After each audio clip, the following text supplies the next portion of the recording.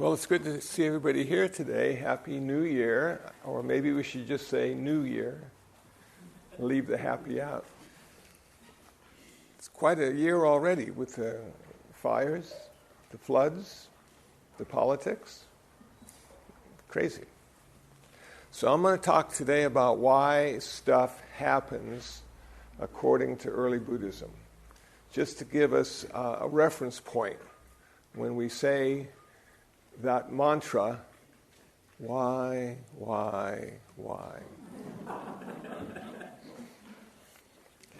So in early Buddhism, some people think it's all about karma.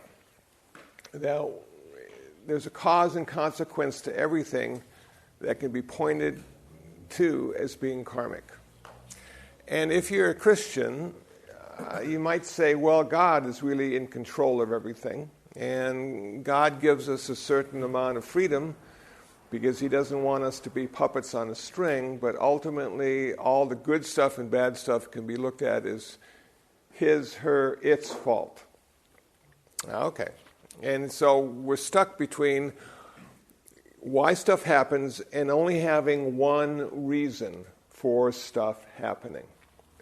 But if you're a Buddhist and understand Buddhist cosmology and philosophy and dharmology, you will say to yourself that nothing ever happens because of one thing.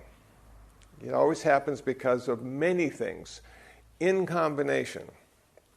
So if that be the case, we are less likely to be a victim because we can't point at simply one thing trying to get us because of something we think we said, we did, or we thought.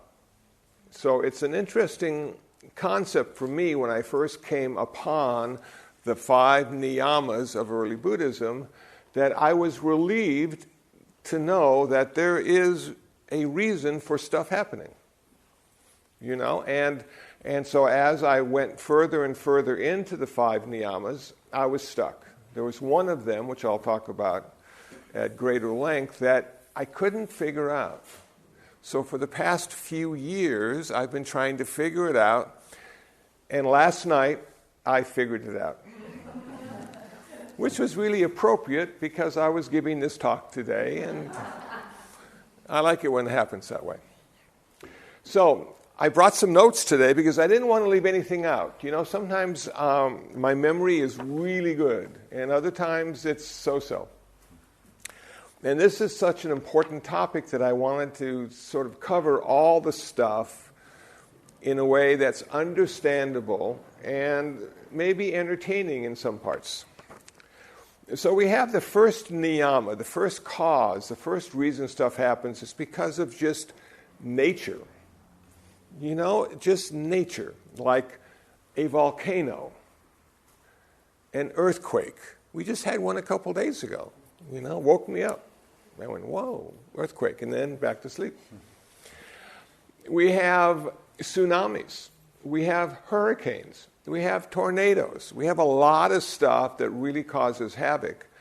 And it's not because of karma. Karma has nothing to do with that stuff. I don't care how good a person you are, if you're stuck in a hurricane, it's not a good place to be.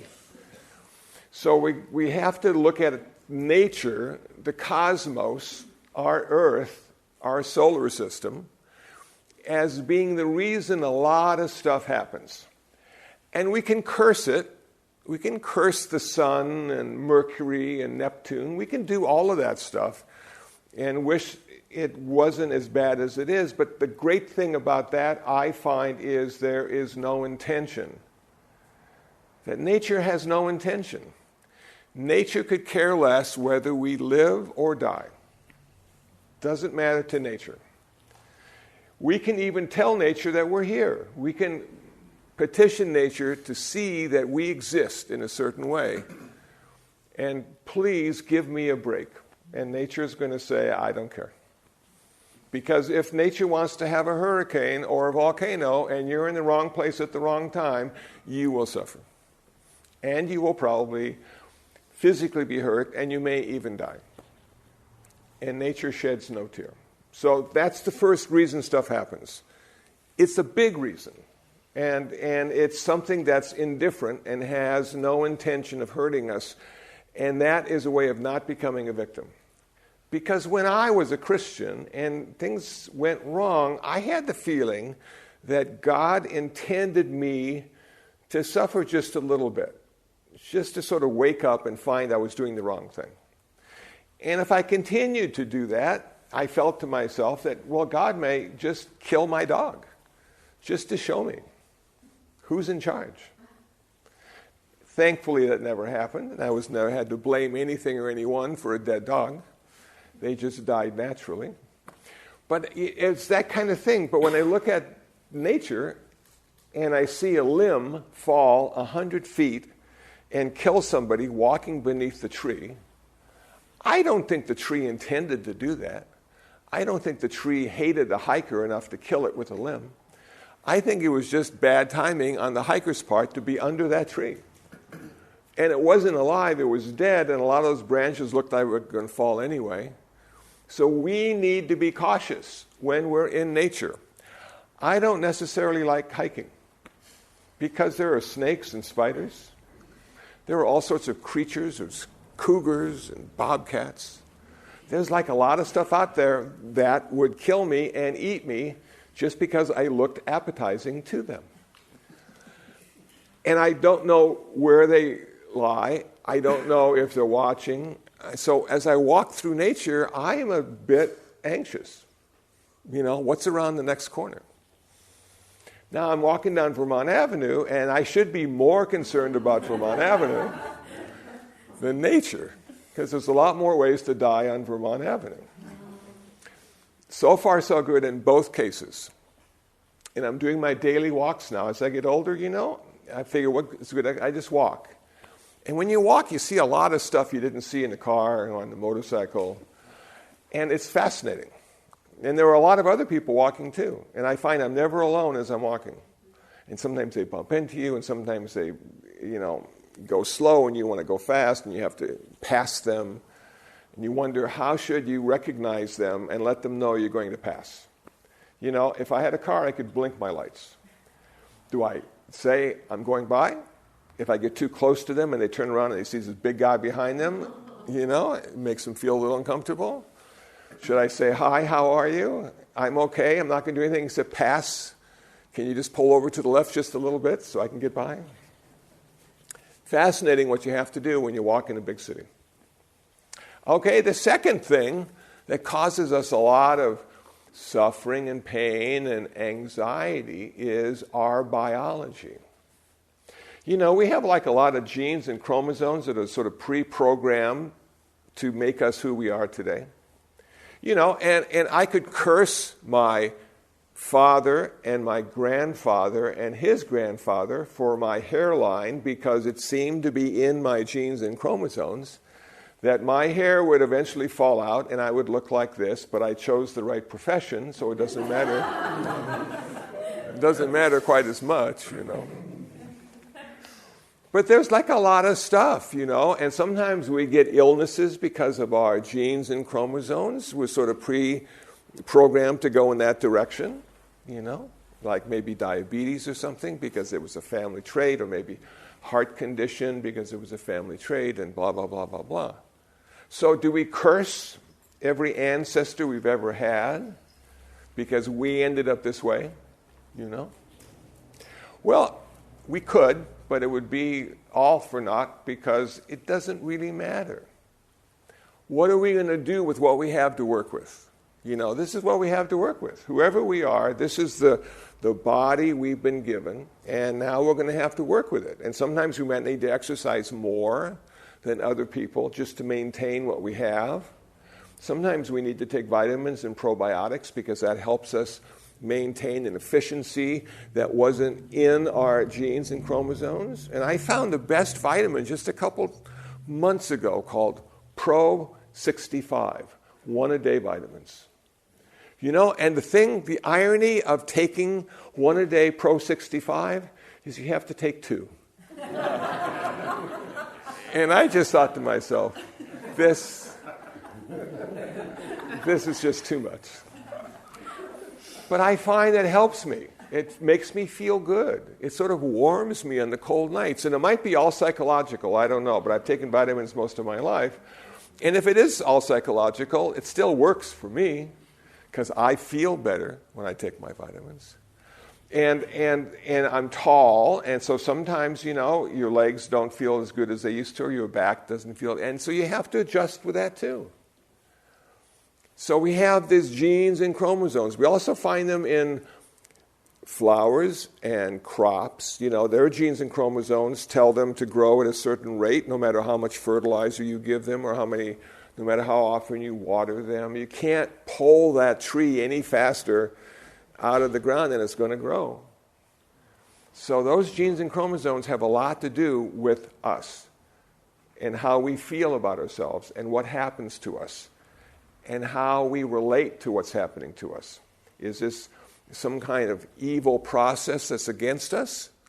Or is it just we're not supposed to have hair? And it's fine, because there's a lot of cool hats now and you can just wear a hat. The third one.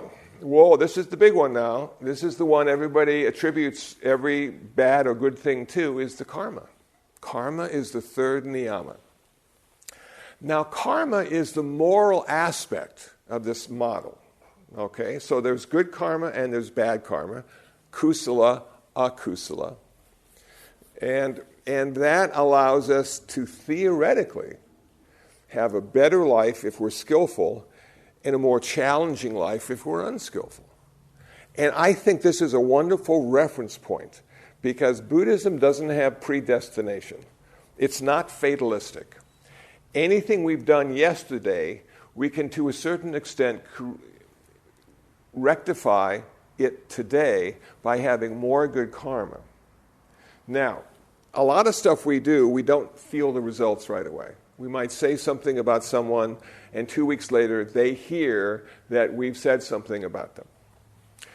So in that period of time, from cause to consequence, we can be proactive. We can change the consequence by doing a lot of skillful things, intention, speech, and action, which will change the results of our karma. I love that idea, that we can be proactive. We don't have to just sit back and wait for it to happen. We can aggressively go in and be good, skillful, wholesome people. Okay, now this is a tough one because we're not always thinking in that way. We're just sort of thinking, oh my gosh, I hope it's not going to turn out the way I think it's supposed to, or going to, or the way I don't want it to. Now, Buddhism doesn't have hope. No hope in Buddhism. It's never going to get better. It's always going to stay just about how it is. The only thing that changes is our relationship to it. It stays that way. But with wisdom and compassion and insight, we can change the way we respond to the world. And as I look back now, I'm going to be 69 this year. How cool is that? Almost 70. Still around. Still able to hold a thought. But as I look back on the world, you know what? It never gets any better. When I was in grade school, and some of you will remember this, we had duck and cover exercises. Because in World War II, we dropped 2 atomic bombs. And that changed the world forever. It meant we could destroy the entire human population if we wanted to. Never before were we able to do that. And then in 1962, and some of you may remember this, we had the Cuban Missile Crisis. And Russia was sending the missiles over to Cuba, and they were so close to Florida. And John F. Kennedy made a stand and said, no, you can't do that. Well, great for the political part of it, but for the human part of it, we were all scared to death that we were going to die in this atomic bomb catastrophe. So in Orangedale Elementary School in Phoenix, Arizona, that I attended, we would do duck and cover underneath the desk. I'm thinking to myself, now we'd just be kindling, you know? Because it's not going to help. But it gives you something to do while the bombs are dropping.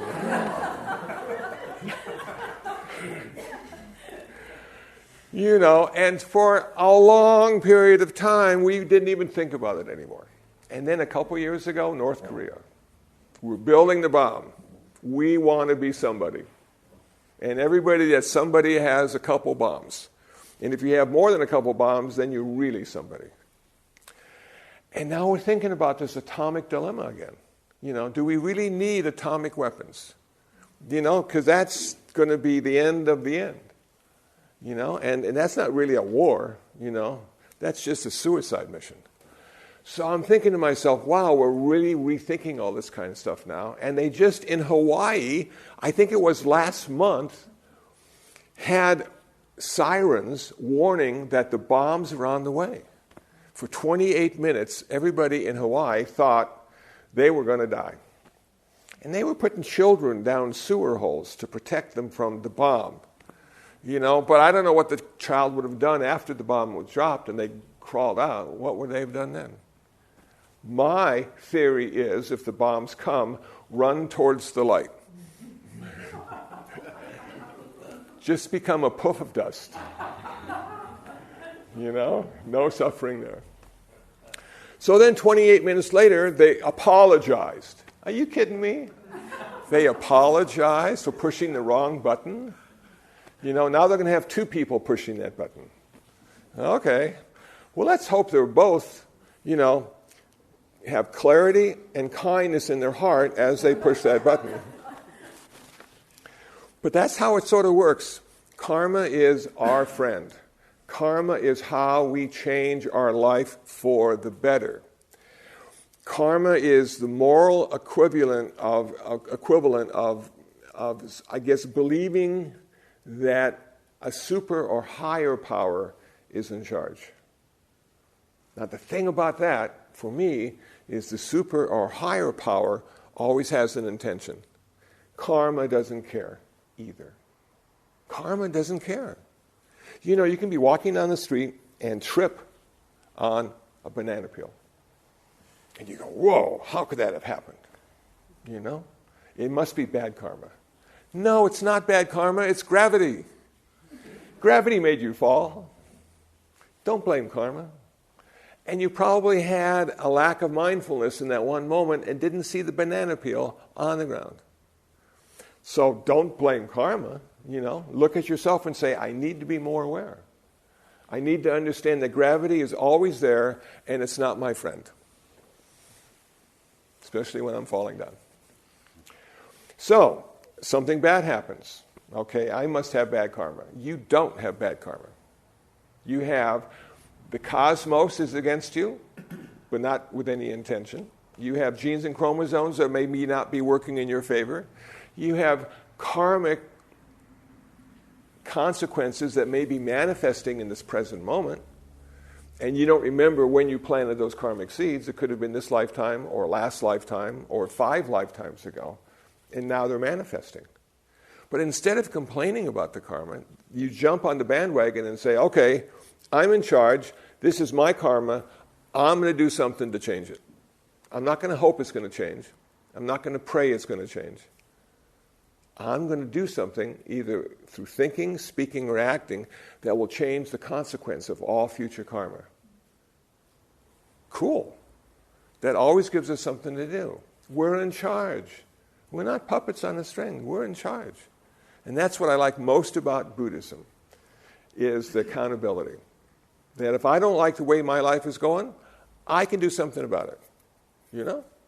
Or I can simply accept the fact that that's the way it is. That's the way it is. Sometimes you can't change it, but you can change the way you accept it. And the best way to accept your situation is, number one, forgiveness. Forgiving yourself for being in this situation or thinking that you're in this situation. Okay? So forgiveness allows us to move to the next place, which is acceptance. Forgiveness, acceptance. Forgiveness, acceptance. We forgive ourselves, we forgive the planet, we forgive Mars, we forgive the tsunami, and then we come to a place of acceptance with the way things are. And that's when we no longer have to suffer in the way we do. Okay. Number 4. This is the one that I had the epiphany last night. I'm reading this article, and I'm thinking, and I took a hot shower, and in the hot shower, it always happens. Epiphany. Epiphany. Wow. It's a very special shower we have at the meditation center. So what is the 4th niyama? It is Dharma. The 4th niyama is Dharma. And it's the psychological, it's the dharmic aspects to why things happen. And I'm going, okay, so far so good. But how can I put this into a workable model? This is how suffering occurs. The other kind of stuff were situations and pain and feeling that you've been left behind for some reason, but this is the real Buddhist stuff. The 4th niyama is Dharma, and this is why we suffer. And more importantly, this is how we can end our suffering. So if we're suffering, we look at it as being, okay, what did the Buddha say? The Buddha didn't say we're suffering because of the world. That's pain. The Buddha said we're internally suffering because we can't come to a place of acceptance with the way things are. We always want it to be different than it is because we know it could always be better, but not necessarily so. So, some of the aspects of the Dharma Niyama category would be anicca, dukkha, anatta. Okay, why do we suffer? Because everything changes. You know, and sometimes if it's bad, we can hardly wait for it to change.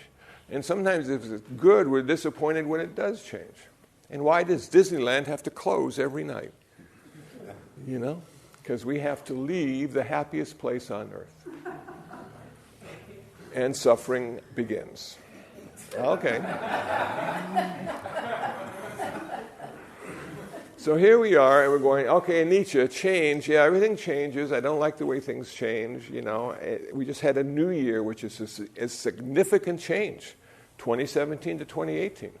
And if anybody still writes checks like I do, then you have to remember it's 2018. Or you rip up a couple checks until you get it right. Okay. But I find most people don't write checks anymore. I've been left behind. You know? In fact, a lot of people don't even take checks. And some people don't even take cash anymore. And you just go, really? The world has changed that much? Yes, it has. And I'm going, whoa, I've got to really update my reality, you know? And look around and say, yeah, everything's changed but me. So I've got to be with it now, you know? So I'm writing less checks, paying more cash, and occasionally using debit card. You know, I don't have a charge card. And you may think you can't live without a charge card, but it is possible if you live in a meditation center. And so I'm working with it, you know, and I have my little debit card, and I have my cash, and then, you know, and sometimes I write a check if I have to mail money, you know, and things like that. And it seems to work okay until I get into the general population. You know, and then I go into like Starbucks, and they're taking their cell phones and pointing it at something. I mean, what the hell are they doing? And they get their coffee after that. No money was exchanged. Nothing. Just a cell phone. Wow. How cool is that? So change can be our best friend, or it can make us go crazy. And in the Dharma, we find that the Buddha talked a lot about impermanence, anicca, and he said it always seemed to lead eventually to suffering. Even the good change allowed us to suffer ultimately because the good change would change into the bad change. You know, so for instance, you have a puppy that turns into a dog. That's a good change. But now the dog has different ideas about how it wants to live with you. That's not so good. And pretty soon the dog wants to be in charge, just like a cat. And that's not so good either. So you're sort of working with this change and this evolution of this personality, and you go, yeah, okay, it was so cute as a puppy, and now it just wants it his way or her way. So change ultimately will be unsatisfactory because it doesn't always change for the best. In fact, it can't. Because even if it could change for the best, what we think is best is going to evolve and change as well. It's true. I loved a guitar. 6 strings, nice wood, cool. Then I got a tenor guitar, 4 strings. I go, wow, this is so cool. It only has 4 strings. And it makes a lot of noise, just like the 6 string. And then I got a ukulele. And I'm going, oh, man, this is the best ukulele. It's like this big. You can carry it anywhere you go. And you don't even have to sing good if you're playing a ukulele because nobody expects good to come out of a ukulele. So it works out well. So my evolution of musical instruments eventually led me to a harmonica, 10 holes to begin with. Now I have a 6-hole harmonica. And it just keeps evolving into something else. And sometimes it sounds better and sometimes it doesn't. But it's always changing. My likes, my dislikes, my evolution as a person, always changing. And so can I stay on that path and change in the correct way? And the correct way is accepting all the change that happens, good and bad, and realizing that ultimately none of it matters. Because I'll be dead. And once that happens, I get to do it all over again. All the stuff I've done in this life, I get to do again in a different way for the first time. How lucky am I? All that suffering I missed the first time, I get to enjoy the second time. And it goes on and on and on. Until ultimately, I come to the place where I achieve nirvana and never have to be reborn again. Never have to suffer again in this lifetime.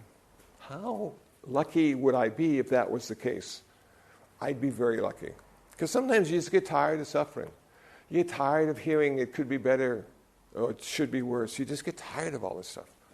You just want it to be the way it is and have total acceptance.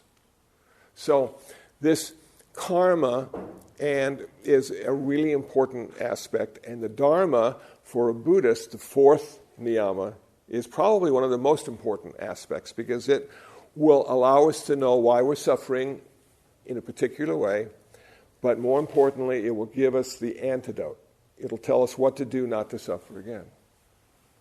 So, we have the cosmos, we have genes and chromosomes, we have karma, we have dharma, and now, last but not least, we have mind.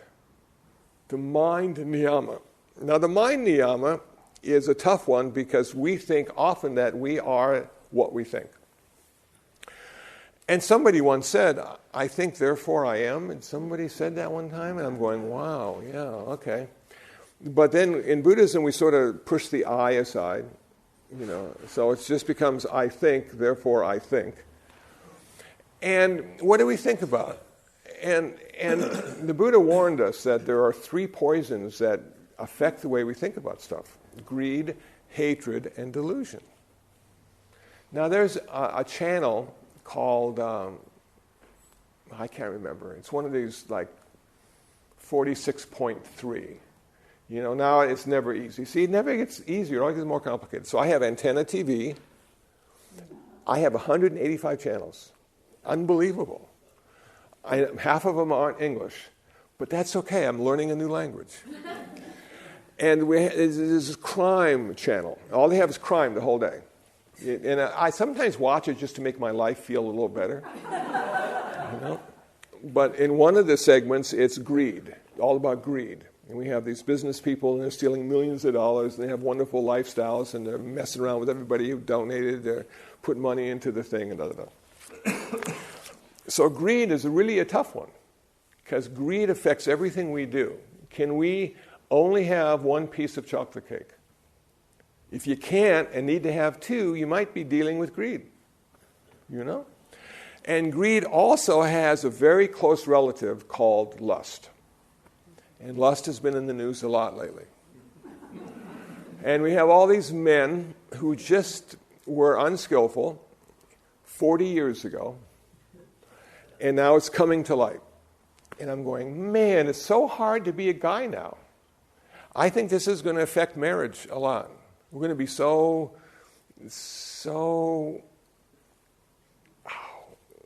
sensitive to all the stuff that's going on. We may not even ask people out anymore. It's just we go, I'm not, so I can't talk to you anymore. Eye contact can be difficult too. You know, what does it mean? He's looking at me. No. With good intentions. Yes. But how do you know they're good intentions? I don't know. So, lust is a tough one. But lust is a driving mechanism in our world. You know, we got 7 billion people. We're not here because we're all kind to each other. We're here because lust drove us to replicate. We didn't even like the person, you know? But we had 3 kids.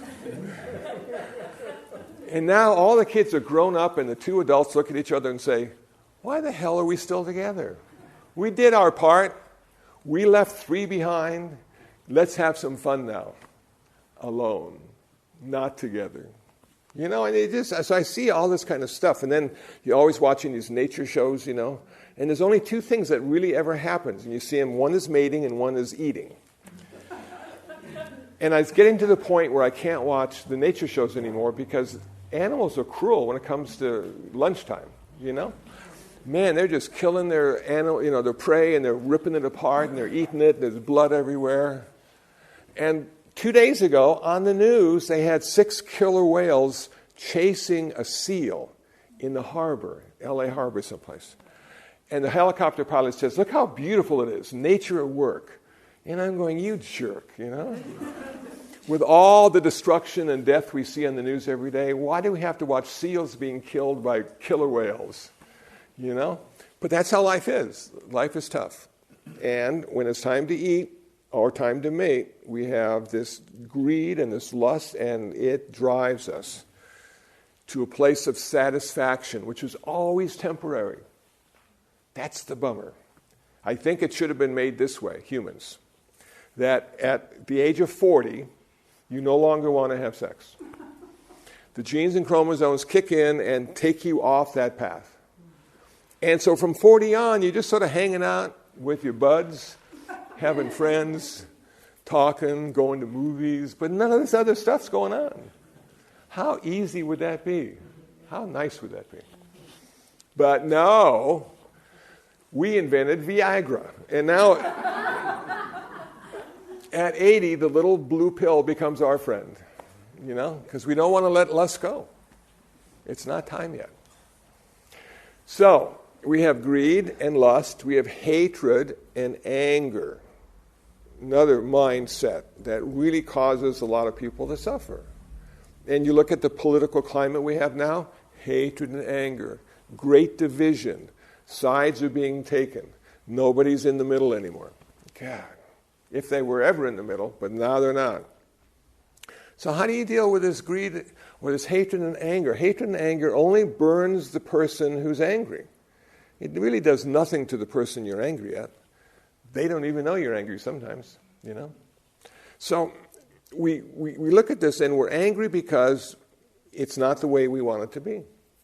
Something's wrong. I should get more. Or I should get less, depending on what it is.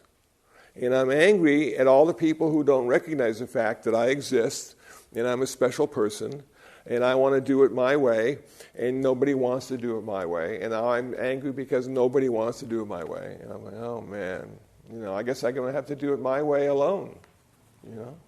It takes great courage to do it your way alone because it may not be the general consensus of how it should be done. And you'll find out eventually if you're on the right track or not when you start doing it your way and realizing that everybody doesn't like you because you're doing it your way. So now you bend and do it their way, but it's not quite as satisfying anymore because it's their way and not your way. And then you think to yourself, maybe I'll just be an entrepreneur and then I'll get to do it my way all the time. But of course you won't because there are certain restrictions to anything you do if you want it to be successful and you want it to work.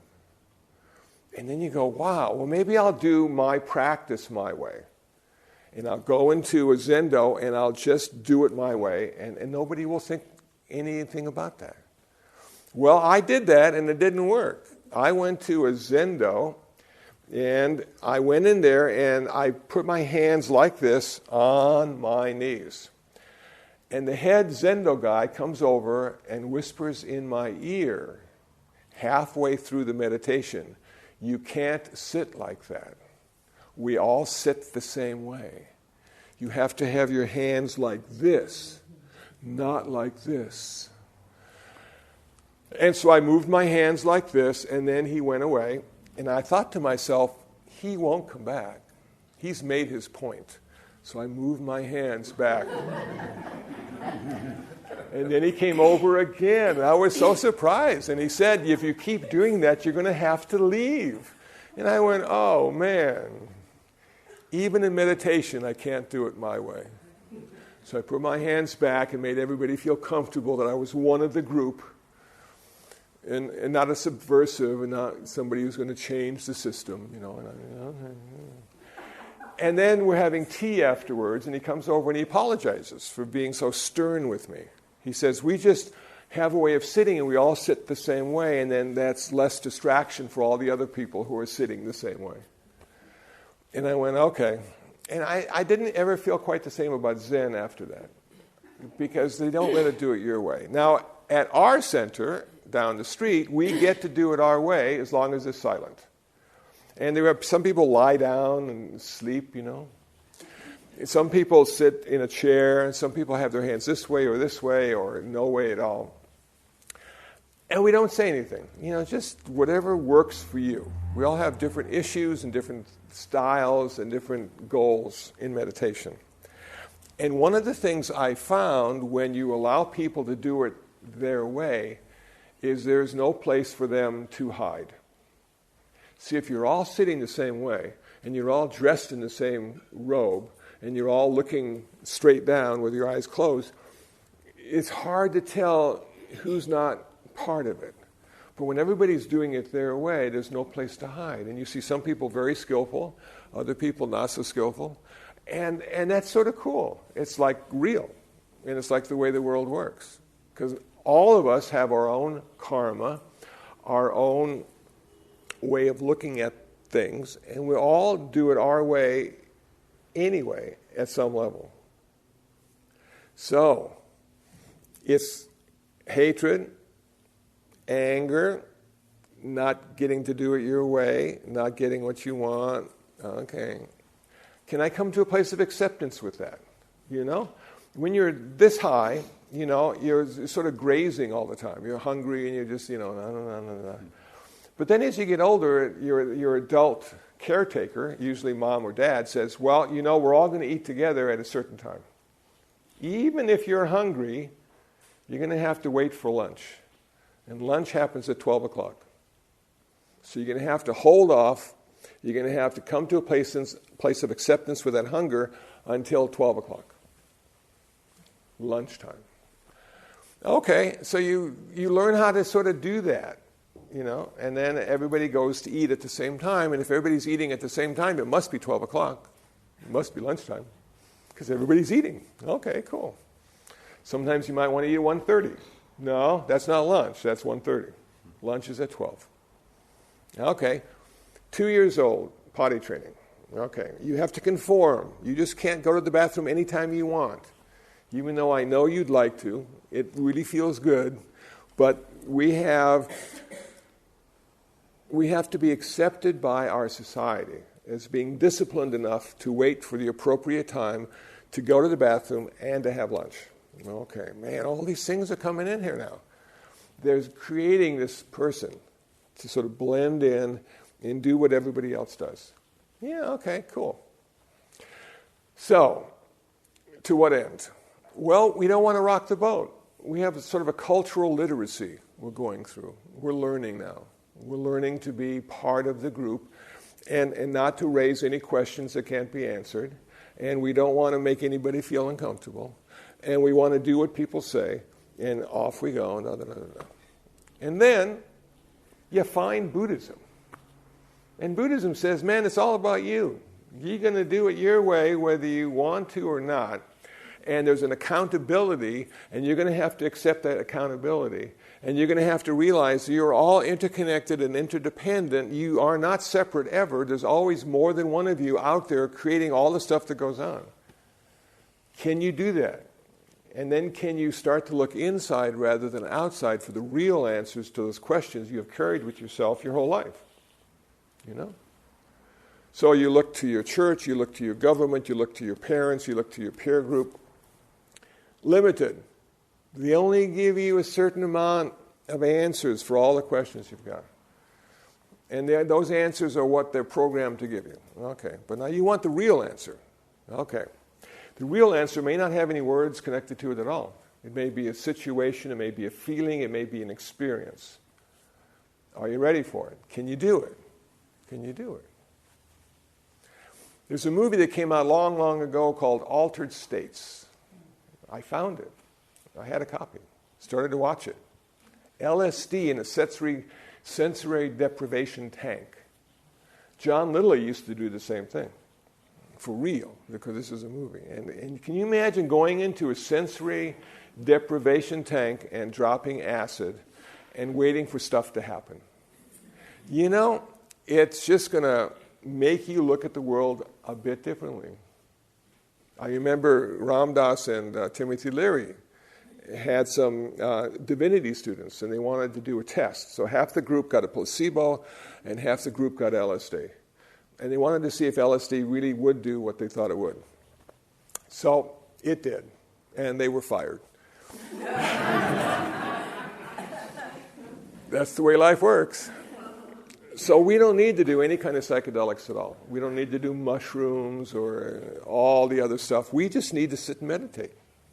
And we can come to those same places, and we can experience the same altered states of consciousness at a much slower rate, which allows us to integrate those experiences into our everyday life and start to see the true nature of who we are and what we could be.